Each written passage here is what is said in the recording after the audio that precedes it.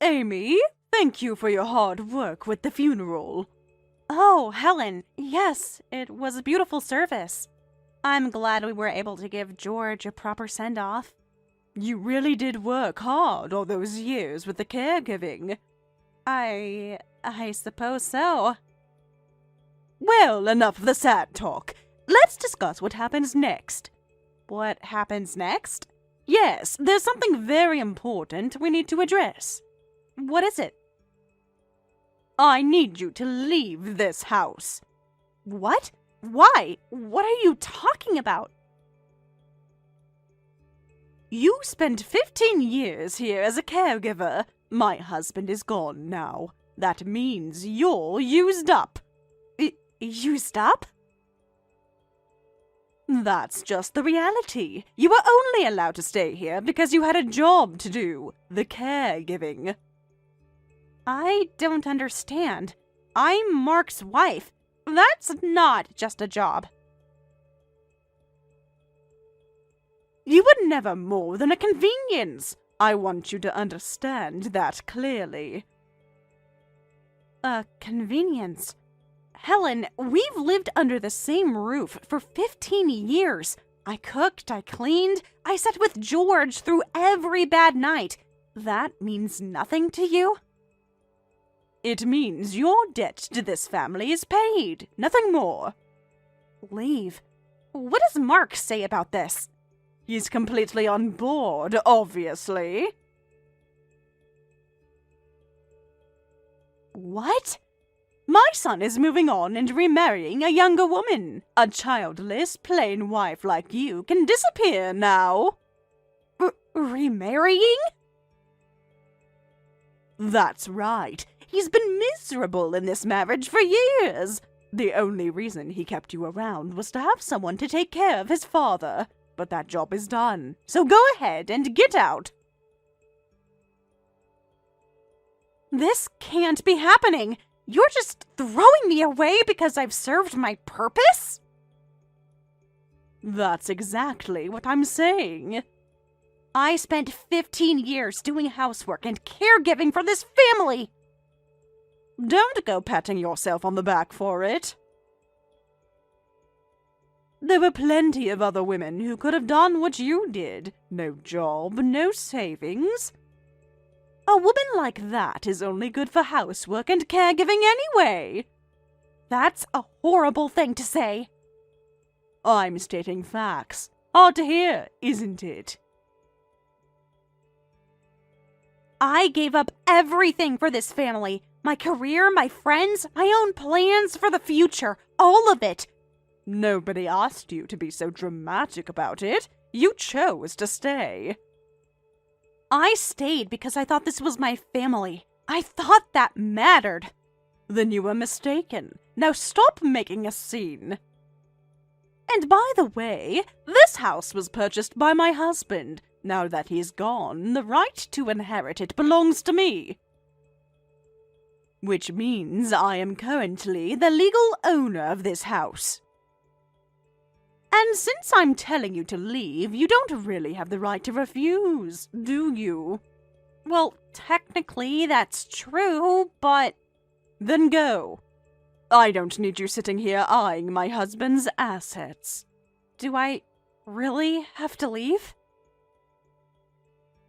How many times do I have to say it? Stop stalling and get out! But being told to leave so suddenly, I don't have anywhere to go.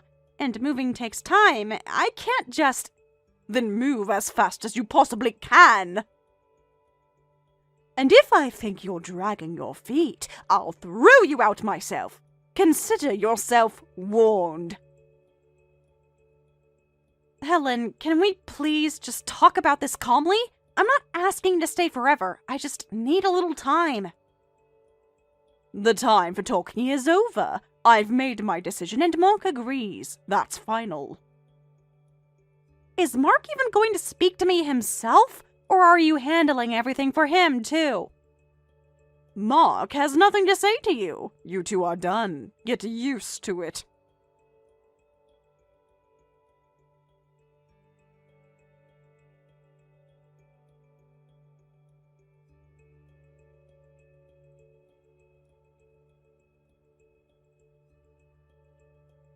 Dad, are you home yet?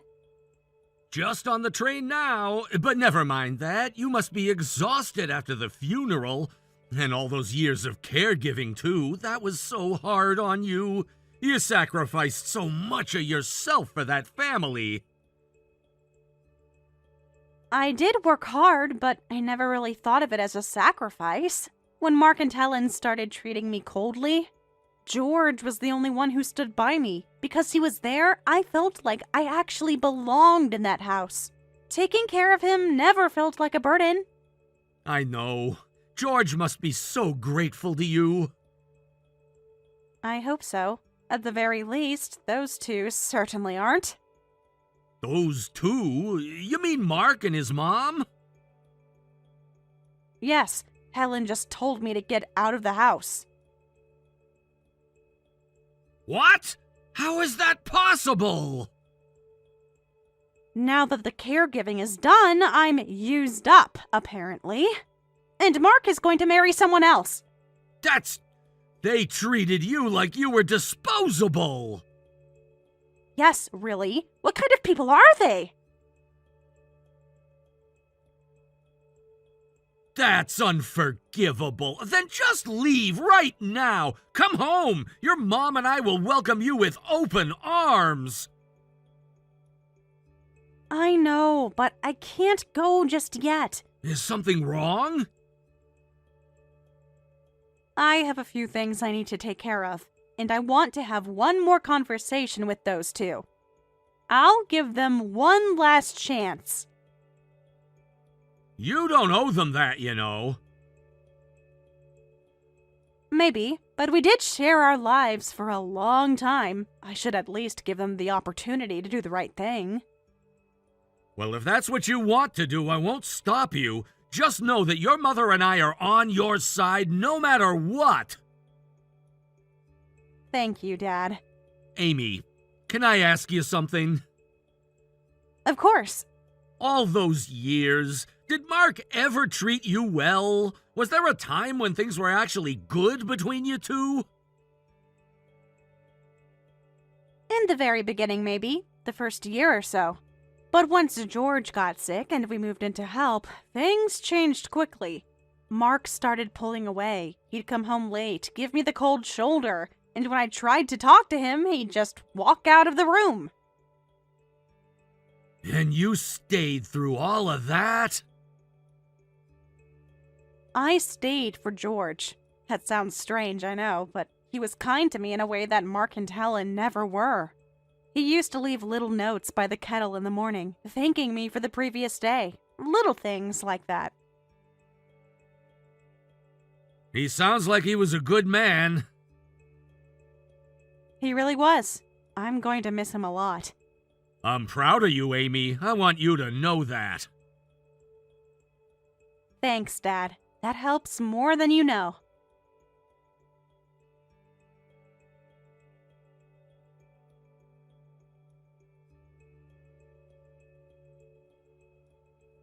Dad, just checking in. How's Mom? She's doing well, asking about you every day, of course. How are things on your end? Have you talked to Helen or Mark yet?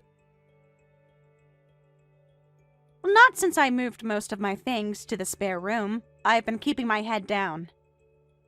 Mark walks past me like I don't exist. 15 years, and he can't even make eye contact. That tells you everything about his character. I keep thinking about what I want to say to Helen before I leave. Whether it's even worth saying anything at all. What's stopping you? I just want her to understand, even a little, that what she did wasn't right. That I wasn't just a tool they could pick up and put down. And if she doesn't hear you? Then at least I said it. I don't want to walk out of this house carrying things I should have put down. I understand. Just be careful. That woman has a sharp tongue and no remorse. I know. I'll be ready.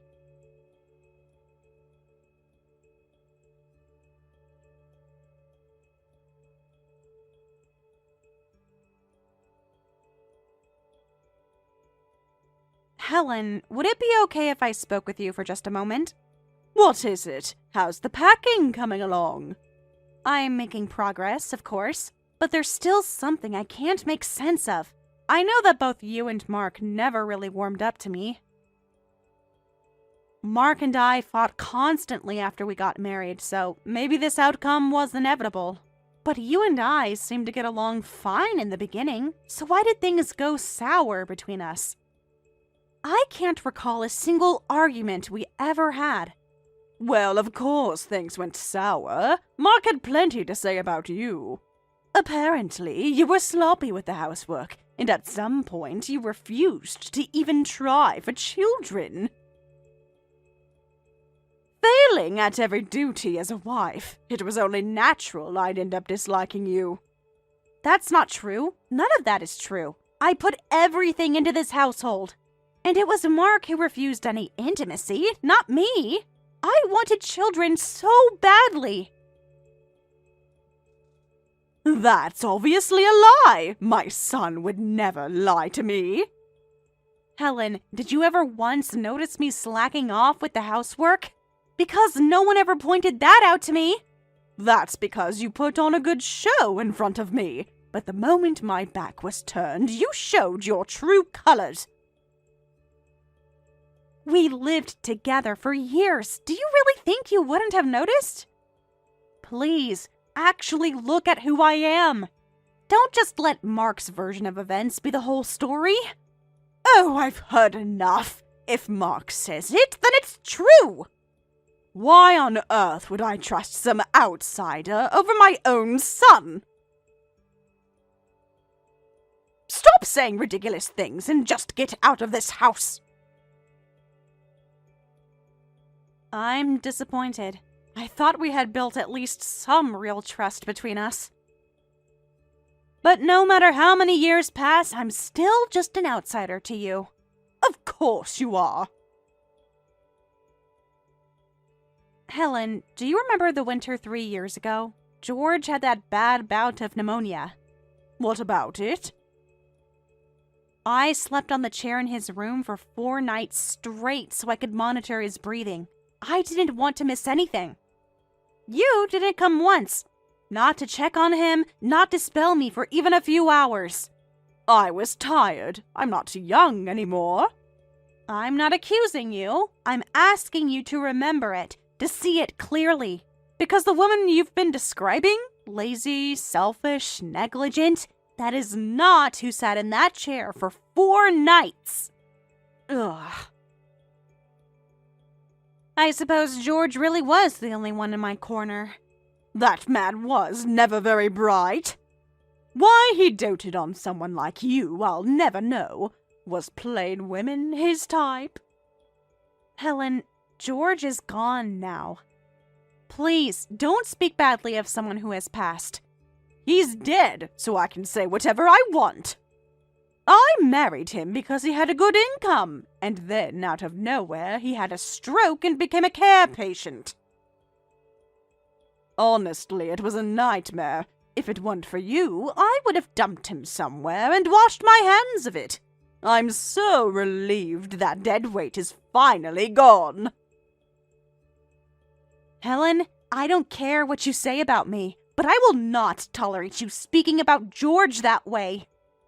He was the reason I was able to survive those dark years. That's not my problem. The only thing I ever expected from him was to leave behind a decent amount of money. Beyond that, he was an unnecessary person. How can you say that? He was your husband. He was Mark's father. He was a person who deserved to be loved. Save this speech. Nobody needs it. Once you and my husband are both out of the picture, my son and I can finally start our happy life. So just get out already! Understood. I'll leave as soon as I can. Honestly, the main reason I stayed this long was for George's sake. Take care of yourselves. She's finally gone.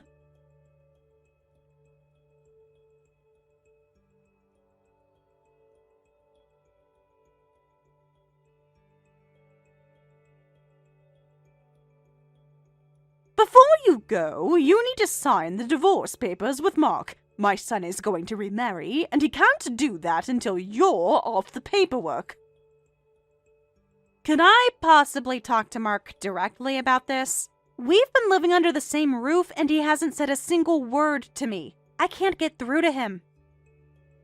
Obviously, the divorce is already a done deal. There's nothing to discuss. He doesn't have the courage to face me himself, does he? He just doesn't have anything to say to you. There's a difference. Helen, after 15 years, doesn't he owe me at least a conversation? Even a short one? He owes you nothing. That's the point. I see. Understood. I'll take care of the divorce proceedings right away.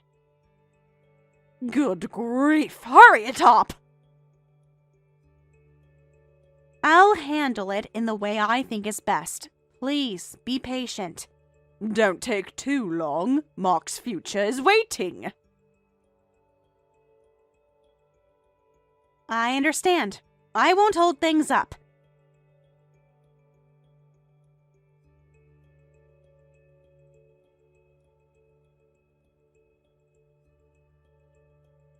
Hey, pick up your phone already!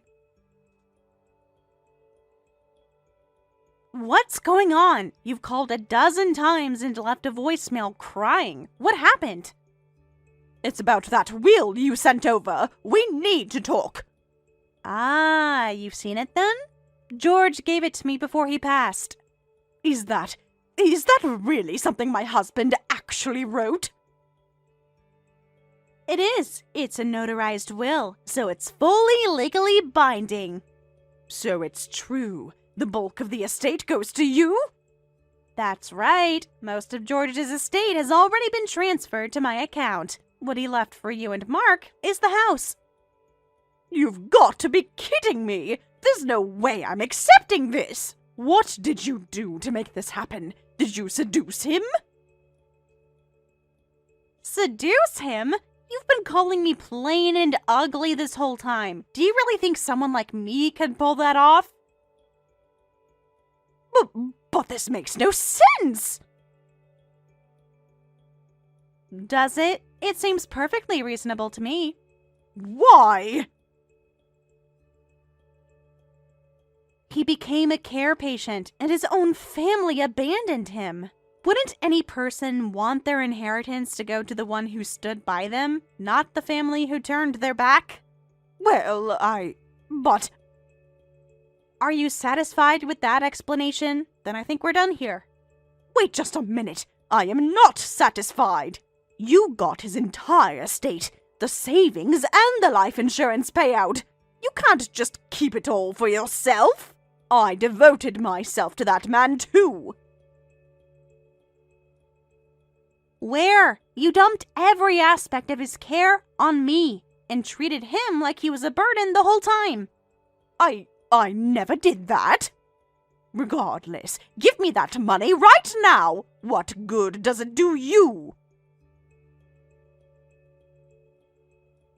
No, this is a keepsake from George. I intend to hold on to it with the utmost care. A keepsake? That's millions of dollars you're calling a keepsake. Then it's a very meaningful one. Don't mock me. That money belongs to this family.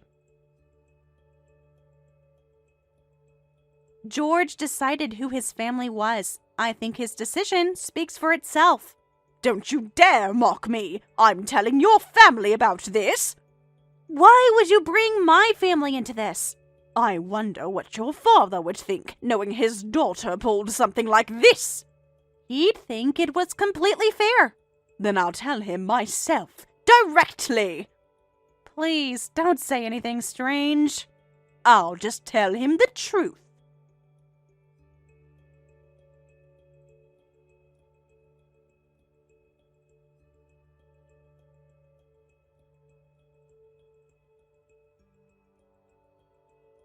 Frank, I need to speak with you. Oh, it's been a while. Is everything okay? Your daughter has stolen my husband's estate right out from under us. We're in serious financial trouble because of her. When I brought it up with her, she had the nerve to say she just followed the will. What are you going to do about this? You need to tell your daughter to return that money immediately. If a valid will was left behind, then distributing the estate according to its terms is entirely proper. You don't understand. My husband was deceived into writing that will. Deceived? What do you mean? Amy targeted my husband's money from the very beginning. Once he became a care patient, she pushed all the caregiving onto the rest of us, and just bided her time waiting for him to die. But if that were true, the estate would have been distributed normally to your family. The fact that he left it to Amy sounds like an expression of gratitude for the care she gave him. She seduced my husband. That's why he was fooled into leaving that will. That's why I'm saying your daughter is despicable. As her parent, make her apologize and return the money. I'm afraid I can't do that. Don't be so blindly protective. I love my daughter, but I believe I'm looking at this with clear eyes. What do you mean? I visited George in the hospital several times. What? I wanted to thank him personally for all that Amy was doing. While I was there, he told me directly how grateful he was to Amy and how poorly you two had been treating her. Apparently, you never once visited him during his entire hospitalization? And you have the audacity to claim you were devoted to him. Honestly, I'm at a loss for words. That's some kind of misunderstanding. I heard it from George himself, and in all the times I visited, I never ran into you or Mark once. That speaks for itself. We were busy. Life doesn't stop just because someone is in the hospital. He was your husband of over 30 years, Helen. Life should stop for that. Amy was there every single time I came, changing his sheets, reading to him, making sure the nurses hadn't missed anything. You want to tell me that woman was there for the money? She must have known about the will. She didn't. George told me himself that he hadn't told her what was in it, only that there was something set aside for her. He said he didn't want her care to be about the money. He wanted to know it came from her heart. And it did. Amy inheriting that estate was a gesture of gratitude. She has every right to it. There's nothing more you can say to me that will change that. And I understand Amy and Mark are getting divorced. Once that's finalized, you'll be strangers. Please don't contact us again. Wait! I'm asking you, with respect, to stay out of our lives from this point on.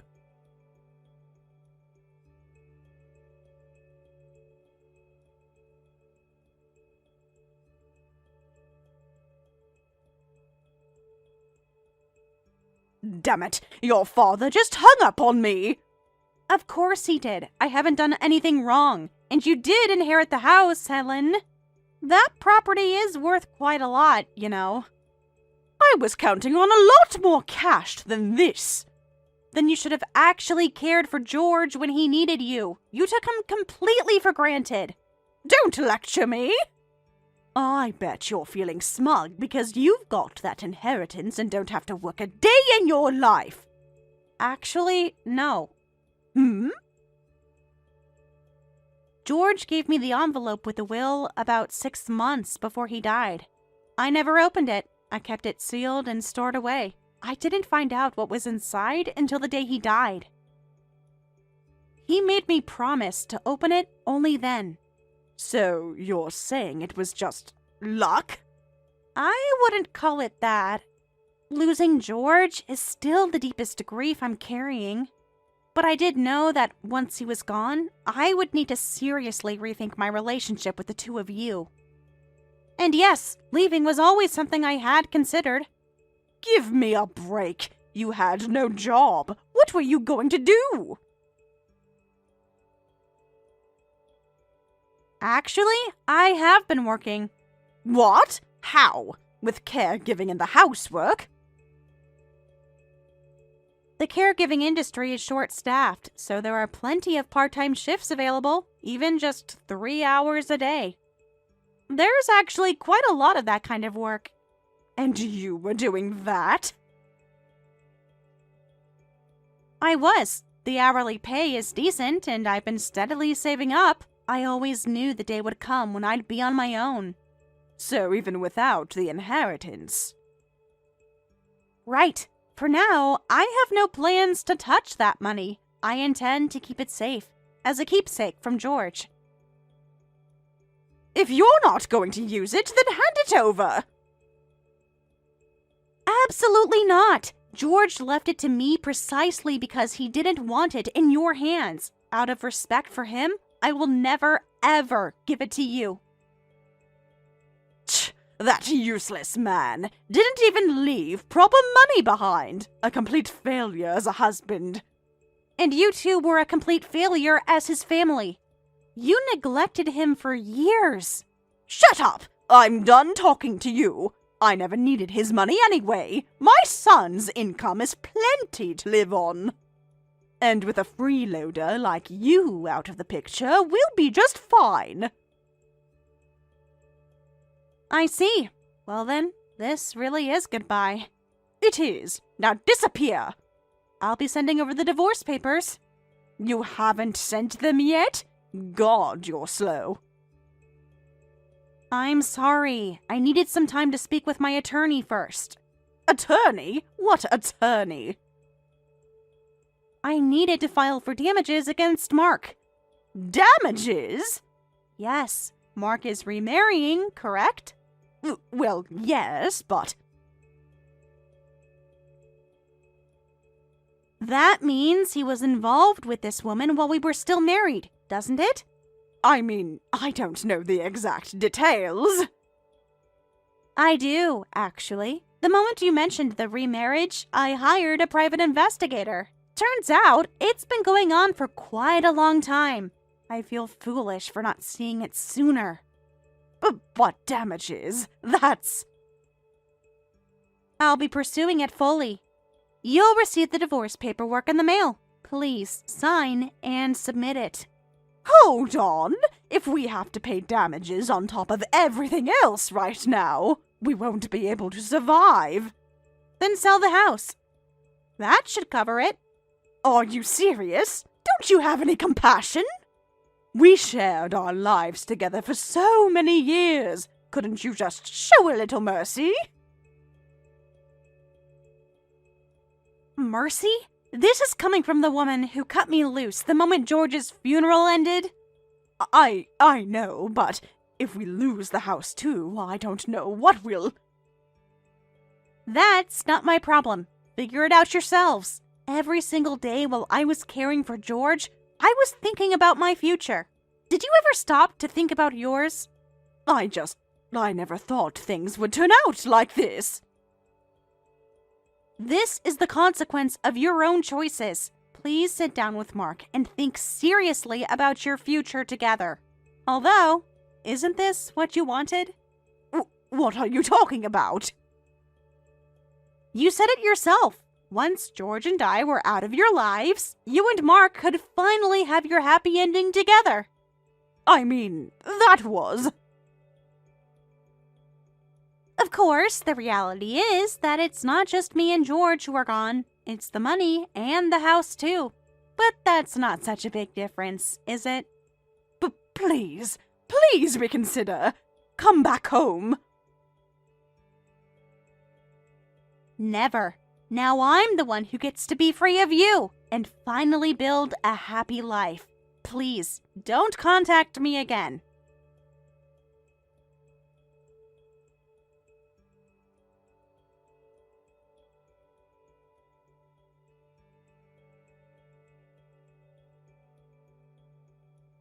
Amy, is it all settled? Yes, Dad, it's done. I sent the divorce papers. It's finally over. Still, things could get messy if it goes to court. I'm not worried. I'm ready to see it through, whatever it takes. I see. For so long, I kept telling myself that time would fix things with Helen and Mark. I thought, we're family. Eventually, we'd find a way to understand each other, but now I know that was never going to happen. This whole experience taught me that you have to be intentional about who you give your heart to. You're right. People don't change as easily as we hope. I want to ask you something honestly, Amy. Go ahead. Are you okay? Not with the legal side of things. I mean, really okay. It's complicated. Part of me is relieved, lighter than I felt in years, honestly. But another part of me is grieving, not for Mark or Helen, for the version of that life I thought I had. The one where it all meant something. Yes, where the years I put in were worth something to the people I gave them to. George made them worth something. He saw me. He appreciated me. The rest of them never did. Then hold on to George. Let the rest go. I'm trying to. I really am. Your mother wants you to come for dinner on Sunday. She's been cooking your favorites all week, just in case. Tell her I'll be there. So right now, the people I'm choosing to cherish are myself. And you and Mom. Thank you, sweetheart. That means the world to me.